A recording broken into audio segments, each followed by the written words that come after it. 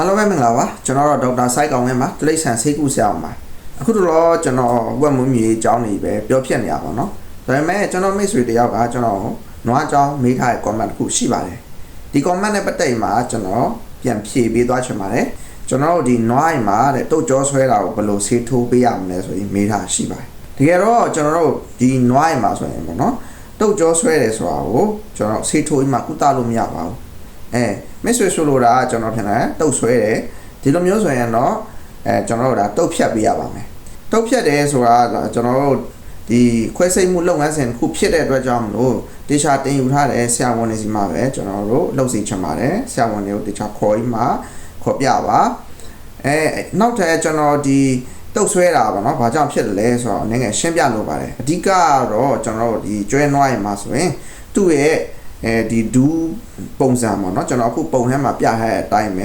သူကလူရင်းနဲ့မတူတာကျွန်တော်ဒူးကဒီ 1.9 မှာရှိနေတာပေါ့နော်အဲ့လိုမျိုး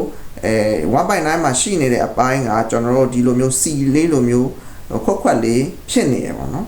်အမှန်ကကျွန်တော်တို့သူကဖြောင်းကြီးဆန့်လို့မရဘူးခုံလေးဖြစ်နေတဲ့အတွက်ကြောင့်မလို့ဒီဒူးမှာရှိတဲ့ဂုံညင်းရိုးဒူးကောင်းရိုးอ่ะပေါ့နော်အမှန်ကကျွန်တော်တို့ဒါအပေါ်တက်လိုက်အောက်ဆင်းလိုက်အဲ့လိုမျိုးဖြစ်နေရမှာပေါ့နော်ဒီတက်လိုက်ဆင်းလိုက်တက်လိုက်ဆင်းလိုက်ကိုသူကတေချာချောချူမလုပ်ပေးနိုင်တဲ့အတွက်ကြောင့်မလို့အပေါ်မှာပဲတင်ကြံနေမှာနွားတွေကဒါတုတ်ဆွဲရခြင်းဖြစ်တယ်ပေါ့နော်ပြီးရင်ကျွန်တော်တို့ဒါမျိုးကြောင့်လည်းဖြစ်နိုင်ရပေါ့နော်မျိုးဆိုတဲ့နေရာမှာကျွန်တော်တို့မြန်မာနိုင်ငံမှာရှိတဲ့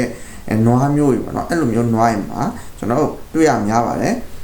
နွားတယ်မဲလားဆိုတော့ကျွဲအိမ်မှာလည်းတွေ့ရတာပါတယ်တုတ်ဆွဲရင်လက္ခဏာတွေကဘယ်လိုပြမလဲကျွန်တော်တို့ဒီနွားတွေကခြေထောက်ကောင်းကောင်းမထောက်နိုင်တာတွေခြေထောက်တန်းဖြည့်မှာပေါ့နော်ကျွန်တော်တရွတ်တိုက်ဆွဲနေတဲ့ပုံစံမျိုးဒီခွာပြားလေးနဲ့ပဲဆွဲတဲ့ပုံစံမျိုးလည်းဖြစ်နိုင်ပြီးရင်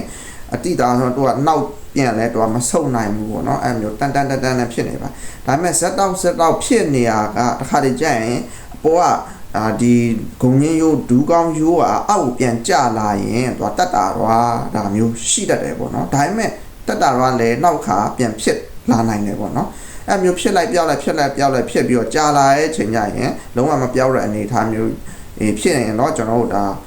ါကျွန်တော်ခွဲစိတ်မှာပြုပြင်ပေးရမှာဖြစ်ပါတယ်ခွဲစိတ်တဲ့ချိန်ကျရင်လည်းကျွန်တော်တို့ဒါတေချာတင်ယူထားတဲ့ဆရာဝန်တွေဆိုရင်တော့တို့နားလည်ပါတယ်အမှန်ကကျွန်တော်တို့ဒီခွဲစိတ်တဲ့ချိန်ကျရင်အတွင်းဘက်မှာရှိတဲ့အယုတ်ကိုကျွန်တော်ဖြတ်ပေးရမှာဖြစ်ပါတယ်ဒါအားလုံးဘ ഹു တရရအောင်ကျွန်တော်ပြောပြခြင်းဖြစ်ပါတယ်ကိုယ်တိုင်လက်တွေ့စမ်းဖို့မဟုတ်ပါဘူးပေါ့နော်ပြီးရင်ကျွန်တော်တို့ဒီအယုတ်က3ခုရှိတဲ့နေရာမှာအတွင်းဘက်အယုတ်ကိုကျွန်တော်ဖြတ်မှာဖြစ်ပါတယ်အလဲကအယုတ်ကတော့လုံးဝဖြတ်လို့မရပါဘူးဒီဟာကဒီဒူးကောင်းရိုးဂုံညင်းရိုးကိုသူကတေချာတွဲဆက်ထားတဲ့အယုတ်ဖြစ်ပါတယ်ပေါ့နော်ဒီအပြင်ဘက်အယုတ်ကလည်းဖြတ်လို့မရပါဘူးသူကမတက်ဆိုင်ပါဘူးပေါ့နော်ဒီအတွင်းဘက်အယုတ်ကပဲသူကတောင့်တင်းနေမှာလုံးဒီအပေါ်မှာပဲတင်နေအောင်ဒီဂုံညင်းရိုးအပေါ်မှာတင်နေအောင်သူကတရခံဖြစ်တဲ့အတွက်ကြောင့်ကျွန်တော်တို့ဒီဟာကိုဖြတ်ပေးရမယ်ဖြတ်ပြီးတော့ရင်ကျွန်တော်တို့ဒါနွားတွေကျွဲတွေကျွန်တော်ဒါပုံမှန်တိုင်းအလုပ်တော့ပြန်ခိုင်းလို့ရတယ်ပေါ့နော်ဒါပေမဲ့အရင်တော့လိုမျိုးပင်အာရင်စိုက်မှာပြုတ်လို့ရတဲ့အလုပ်မျိုးကတော့ဒါရှောင်ပေးရအကောင်းဆုံးဖြစ်ပါတယ်ပေါ့နော်ဒီလိုမျိုးအခြေအနေကတော့ကျွန်တော်ဒါသူ့ရဲ့မျိုးအရာရောပြီးရင်အရင်တော့ပင်ပန်းထားတယ်လှုပ်ရှားမှုများတယ်ဆိုတဲ့အနေထားရရောပြီးရင်သူ့ရဲ့ကျွဲနွားတို့ရဲ့ခန္ဓာကိုယ်ဖွဲ့စည်းပုံရပါတော့ခုနကျွန်တော်ပြောရလိုမျိုးဒူးကောင်းကိုတက်မတ်ဖြစ်အောင်မလုပ်ပေးနိုင်တာကြောင်းပေါ့နော်အဲ့လိုမျိုးကြောင့်မလို့ဒီအပေါ်မှာတော့တင်နေရပေါ့နော်တင်နေရနေအောက်ပြန်မဆင်းတော့တဲ့အချိန်ရဒီတုတ်ဆွဲရမျိုးဖြစ်တာပေါ့နော်ကျွန်တော်တက်နိုင်ဆုံးကတော့ကိုယ့်ရဲ့ခိုင်းတဲ့ကျွဲနွားတွေကိုကိုဘက်ကနေအတက်နိုင်ဆုံးပေါ့နော်ရှော့ချပေးနိုင်တဲ့ဝန်ထုတ်ဝန်ပိုးဒီဟာတွေကိုရှော့ချပြီးတော့တို့ရဲ့ဒီအယိုးစစ်တမ်းမှာအောင်ပြီးရင်ကျွန်တော်တို့ဒီဒူးရိုးတွေကြားမှာလှုပ်ရှားမှုကောင်းအောင်ဆိုတဲ့ဒီချောစီပေါ့နော်အဲ့လိုမျိုးများထွက်အောင်ဆိုတဲ့အားစီးတွေဗိုက်တာမင်တွေတက်တူတက်တွေစတဲ့ဆေးတွေကိုကျွန်တော်တို့ထိုးပေးရမယ်ကျွေးပေးရမယ်အစာအာဟာရကိုပြည့်ဝအောင်ကျွေးပေးရမယ်ခိုင်းတဲ့ဝန်ထုတ်ဝန်ပိုးကိုလည်းကျွန်တော်တက်နိုင်အောင်ရှော့ပေးရမယ်ဖြစ်လာခဲ့ရင်တော့ကျွန်တော်တို့ဒါခွဲစိတ်မှာပဲပြုလုပ်ကုသပေးလို့ရပါတယ်လို့ကျွန်တော်ပြောပြချင်ပါတယ်တလက်စထဲမှာပဲကျွန်တော်ဒီ3လပိုင်းထဲမှာဝက်မွေးမြူတင်တန်းကျွန်တော်ဖွင့်ဖို့ရှိပါတယ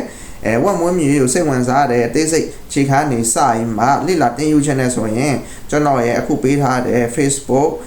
ဒီ Telegram ပြီးရင် YouTube channel မှာလာဆက်သွယ်မှာမေးမြန်းလို့ရပါတယ်ကြလို့ဒီဗီဒီယိုဟာမိတ်ဆွေတို့လည်းဘူးတာတစုံတရာရတယ်ဆိုရင် like and share လုပ်ပေးတော့ပါနောက်ထပ်တိလို့တဲ့မေးခွန်းရှိရင်လည်းကျွန်တော် YouTube channel မှာတင်ထားတဲ့ဗီဒီယိုတစ်ခုရဲ့အောက်မှာ comment ရေးတိုင်းမေးမြန်းလို့ရပါတယ်ကျွန်တော် channel ကိုလည်း subscribe လုပ်ရတယ်ဆို subscribe လုပ်ပေးထားပါအဲ့အားမှာကျွန်တော်ဗီဒီယိုတွေတက်တင်တိုင်းကျွန်တော် comment တစ်ခုခုကိုဗီဒီယို reply ပြန်လိုက်တိုင်းမိတ်ဆွေတို့စီမှာအချက်ပေးခေါင်းလောင်းတွေတက်လာမှာဖြစ်ပါတယ်ဟုတ်ကဲ့ပါအားလုံးကိုကျေးဇူးတင်ပါတယ်